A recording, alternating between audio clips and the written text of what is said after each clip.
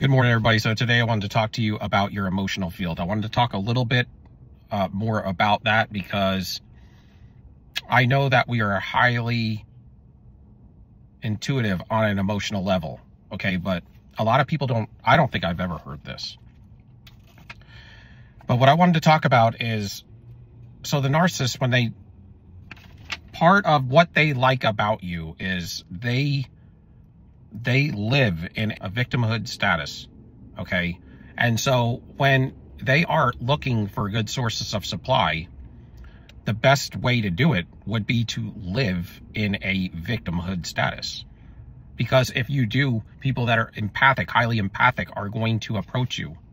I mean, unawoke, up until now, that may be part of what led you and that individual coming together originally. So you have to, it sucks because you want to help good people, but there's a lot of people out there that are not, they're fishing. They're fishing for a high value empath, and to get the high value empath, as much as we know they're master manipulators, they're also master manipulating when they're looking for prey.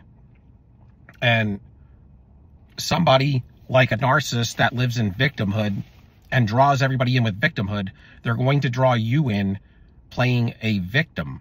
So if they are increasingly desperate for supply or bored and looking for new supply, playing the victim is, and living in that, operating in that, you know, looking sad and that sort of thing. Like they could look beautiful and sad at the same time, right? That's like a perfect target for certain individuals. I'm just saying. I talk about things from my heart that will help y'all, okay? And so I'm bringing this to you, and what I'm trying to say is this is sometimes, maybe more often than not, that they are able to get a high value empath. The thing is, though, is they really, a lot of times, don't believe they exist like a lot of us are. The ones that are true. Because what they have dealt with in their whole life has not been probably very good. When you're on a vibrational level that's that low, then what you're going to get drawn to you. And you know this when you grow up in a narcissistic family, because when you're on a low vibration, the only thing that you can hang out with is the have-nots, really. And that's kind of how it works. And that's why a lot of times empaths can get caught up on, you know, bad habits or addictions as well. So you got to be careful of that. But a lot of them do find the Lord through that, you know, and find healing. But I guess I'm coming up to my point here. But what they do is they get you drawn in, you know, with the love bomb and all that, right? When they get you to a point to where you are convinced that you can trust them, and when you get convinced that you may love them or they are a pretty good candidate of that, you start to, what do they start to do? They start to data mine you. Now tell me in the comments if they data mined you. They ask you a million questions, and it's almost like you're kind of flattered, but at the same time, it's weird. Sometimes it depends on how good their mask is, really, and how fueled up they are from whoever, their last supply. But what they do is they will data mine you. They'll ask you a bunch of questions, what you like, you know, whatever, what movies you like, what's your childhood like. But then what do they ask you also in that? What are your desires? What do you want in a woman, or what do you want in a man for a female? Okay, and then you tell them those things. And a lot of times they will answer it weird, like, well, I could do that. I could do that for you, or whatever. And then next is they want to know, what is your future? You see, and this is my point too. They want to know your future, because if they can know your dreams and your vision, then they can keep you stuck, because they get themselves intertwined in them as a we. Me and you, we. They start using we a lot when it's really about me, them, you know? So they'll start wanting to get cohesive with you, and they're mirroring you and all of that, love bombing and doing all the things that you want. But at the same time, they're trying to get twisted up with you. And then they get, when you feel like you love them, then they also, you're telling them your vision, your dreams. And when they intertwine themselves in that vision with you, then when they devalue and discard you, not only are you high and dry, empty because they're soulless, so they suck from you, right? They suck the life out of you.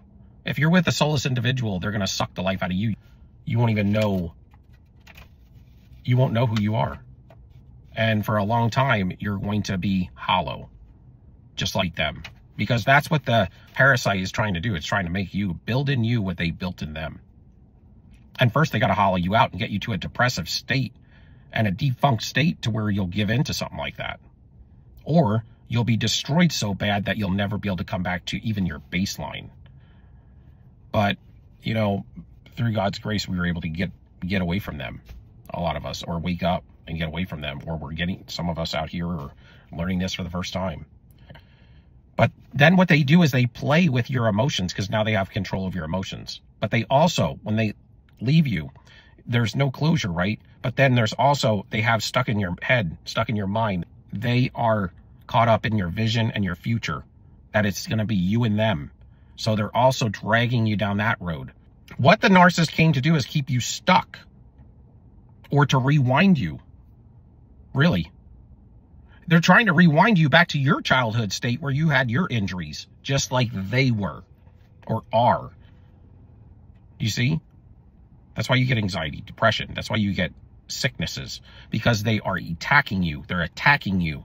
They're attacking not only your spirit, not only your mind. And somebody had put in there like, well, why can't they read your minds? Because demons cannot read minds, okay? They read mannerisms and, you know, the way your movements are and reactions to things. Familiar spirits and whatever, monitoring spirits, that's what they can do. And any deliverance pastor will tell you this. They can't read minds. They might be able to put things in your head, but they can't read minds. But they can read this so well. You know, these things are the old men of renown from Genesis 6. I mean, we're talking thousands of years old. They've been roaming this earth. They know how to read mannerisms very well, movements, reactions to things, but they cannot read your mind.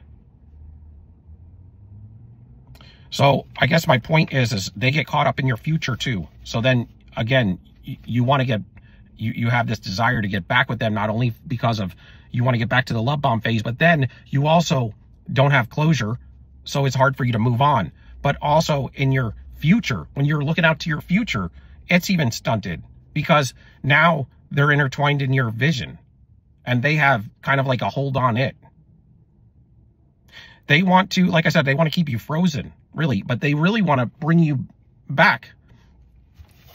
And I'll tell you, anxiety and depression, when you start getting things like that in your life, it's because you're not happy with your life. Anxiety is because you're not happy with the control of your life. I've been through it, so I know. And I've gotten over it. But depression, and I've spoke on this, I've touched on this, and this is what I want to touch on.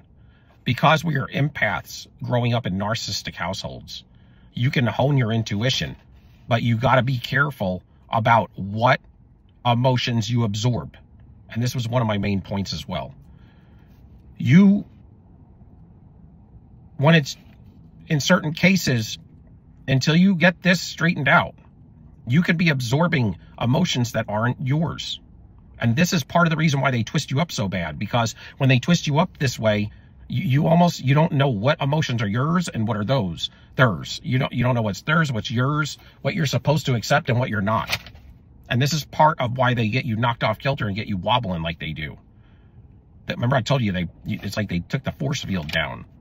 Because when you're confused, then you're absorbing emotions that you shouldn't be absorbing. And you're being depressed over things you shouldn't be depressed. You're being controlled and you're being, see, they want to control you in the physical initially, but really they want to control you here. You know, a lot of times in the Old Testament, they were fighting things out here physically. The warfare a lot of times was out here in the physical realm. And then in the reality we live in today, thousands of years gone by with the New Testament out, it's almost as if what they dealt with in the Old Testament, you are dealing with in your mind now. There's not giants out here to fight physically, but they're in your mind if you let them. You have to defeat the giants in here now. Okay? And that's why Christ came and brought us the Holy Spirit, man, the Holy Ghost, because this is the spiritual warfare, I think, got to another level. And that's where we are now. But they want to get you stuck. They get into your future dreams and your visions, and they get intertwined with those. But they just, and I talked about when they project onto you, they get you to react, and you're pushing your fuel out, your aura. You're pushing your energy out, trying to get them to understand when you are reacting, right? When you're unawoke. And somebody kind of asked, well, I get how they can absorb your fuel now that you're saying that you push it out. But they were also saying, well, how they didn't really understand how do you get that sucking of theirs? You know what I mean? Because it's negative energy. And so this is the thing. The narcissist refuses anything bad to accept it. That's why they'll accept anything good if you admire them. But when it comes to things like shame, things they've done wrong to people, those are things they got to throw on other people, because they refuse to absorb them. They're only permeable to good things. And when it comes to bad things, it's things that they have control over, like duping you. They love that energy, the adrenaline. They love to cheat on you. They love to do things behind your back, and they love absorbing that fuel. That's different fuel than shame fuel and like the sin type fuel.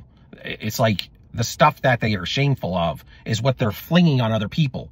And when they get you confused, well, they can fling it on you, and they project on you, and you get reactive because, so check it out. This is how it works. Do you know how oil and water do not mix? It doesn't matter. When you pour oil on water, it'll bubble up separate, and it will go to the side or something, you know, or it'll make a circle, but it doesn't mix. Oil and water will not mix. Okay, they stay like almost anatomically separate. And you can visually see this.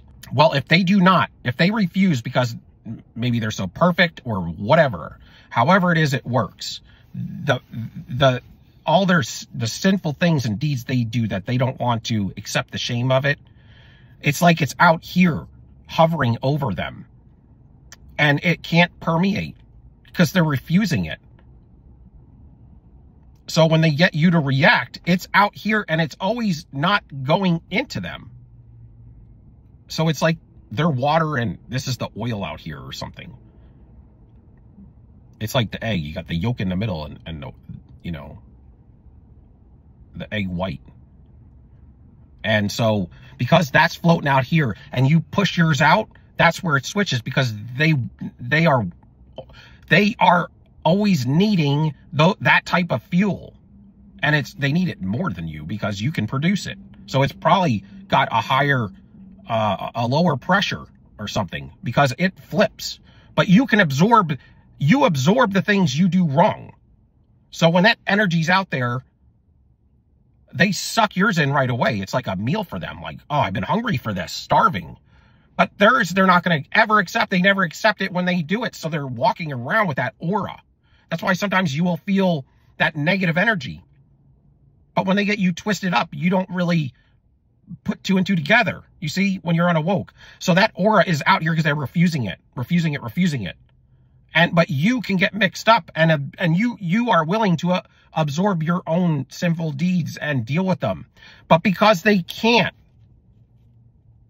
it's almost like because they gave up on love, it's like the receptors are even gone. Because if you don't have love, you will refuse anything that is tethered to love. And what's tethered to love is accepting the wrongs that you've done as well. This is just coming to me. This is good, y'all. This is good, y'all. I was thinking about this, and this is how it works. But you are willing to absorb that, and because you don't understand what is yours and what is theirs, then you accept their negative energy. So it goes whoop, and yours goes whoop into them. That's why you have to not react. But I wanted to go over that because these are serious ways that they get you stuck, and they get you in your head, man, and you have a tough time in the future getting over it. And I want to tell you things like this that will keep you away from them, that will go above and beyond knowing that it's just a trauma bond. There's more to it than that. It's almost like, you know, you're a bird with no weapons, and they're the bird hunter, you know, or something, you know, like, and you're just out, you know, sitting on a leaf, not knowing the hunter's camouflaged in front of you with a shotgun. You know, that's how you are when you get to getting in certain situations with these individuals. The longer you play with them, they will get you. It will bite you. You play with a snake long enough, it'll bite you. And so I hope this makes sense for y'all. This is kind of how I understand it. And I've worked in mechanical work, and I got a degree in that, and I am in the medical field. So I kind of understand both pressure and this other stuff. So that's all I got for you. I hope this helps somebody out there today, and I hope it helps understand negative pressure is always going to be sucking, and positive pressure is always going to go into negative pressure. But this is how the negative pressure gets into you as well, because they refuse it. And it's like, because they don't have love, there's no receptors to accept it. And that's why it's got to go somewhere, but it's hovering over them until they could find somebody to accept it. So they have to convince people, and the only way to do this is through the emotional field. Thank you. Soldier up. Till next time. Peace, we out.